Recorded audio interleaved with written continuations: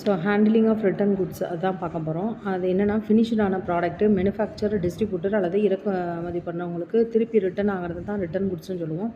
என்ன காரணம் அப்படின்னு பார்த்தோன்னா கம்ப்ளைண்ட்டு, டேமேஜ் இருக்கலாம், எக்ஸ்பீரி ஆகிருக்கலாம், அதே மாதிரி வேறு ஏதாவது ரீசன் இருக்கலாம். ஸோ சால்வேஜ்டு ட்ரக் ப்ராடக்ட்ஸ் அப்படின்னு சொல்கிறது ரிட்டர்ன் குட்ஸை தான் அப்படி சொல்லுவோம். ப்ராப்பரான ஸ்டோரேஜ் இல்லாமல் அது டெம்பரேச்சர் இன்க்ரீஸ் ஆகுது, அதே மாதிரி ஹியூமிடிட்டி, ஸ்மோக்கு, ப்ரெஷரு, ஃபியூம்ஸு, ரேடியேஷன் அதனால்.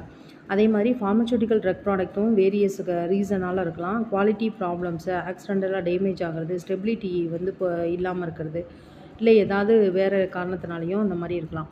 ஸோ அந்த மாதிரி வர்ற ப்ராடக்ட்டை என்ன பண்ணணும்னா எக்ஸாமின் பண்ணி அதை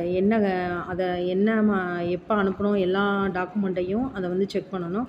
அதே மாதிரி குவாலிட்டி டிபார்ட்மெண்ட்டில் கொடுத்து அதோட குவாலிட்டி என்ன, அது எப்படி இருக்குது அப்படிங்கிறதையும் ப்ராடக்டை ரீப்ளேஸ் பண்ணலாமா, ரீப்ராசஸ் பண்ணலாமா, இல்லை ரெக்கவர் பண்ணலாமான்னு பார்க்கணும். சப்போஸ் அப்படி பாசிபிலிட்டி இருக்குது அப்படின்னா அந்த ப்ராடக்டை வந்து ரீப்ராசஸ் பண்ணி ரீலேபிளிங் அல்லது ரீபேக்கேஜிங் பண்ணி கொடுக்குற மாதிரி பார்த்துக்கலாம். குவாலிட்டி டிபார்ட்மெண்ட் வந்து எவால்வேட் பண்ணணும் எல்லா விதத்துலேயும், இது நல்லா இருக்கா அப்படிங்கிறத. அதே மாதிரி சப்போஸ் ஏதாவது சின்ன டவுட்டு வந்தால் கூட, அந்த குவாலிட்டியில் ஏதாவது டவுட் இருக்குது அப்படின்னா கூட அந்த ப்ராடக்டை வந்து என்ன செஞ்சிடணும், டெஸ்ட்ராய் பண்ணிடுவாங்க. அதே மாதிரி எல்லா டெஸ்ட் இதையும் நம்ம ரெக்கார்ட் பண்ணி வச்சுக்கணும்.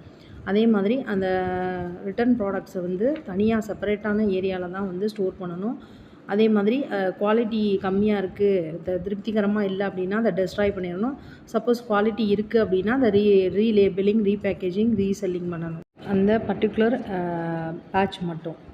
அதே மாதிரி அடுத்து என்னென்னா classification of return goods.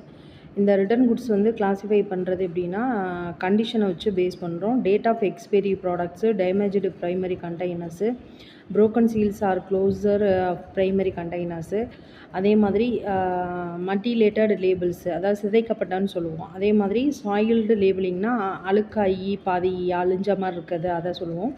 Products வாலண்டியராக recall பண்ணி ப்ராடக்ட் இது பண்ணுறது. அதே மாதிரி அந்த ப்ராடக்ட்டை வந்து ட்ரக் கண்ட்ரோல் அத்தாரிட்டிஸ் தான் கண்ட்ரோல் பண்ணும். ரிட்டர்ன் குட்ஸ் இதில் வந்து லேபிளோட கிளைமு, ரீசனு, குவான்டிட்டி எல்லாமே வந்து மென்ஷன் ஆயிடும்.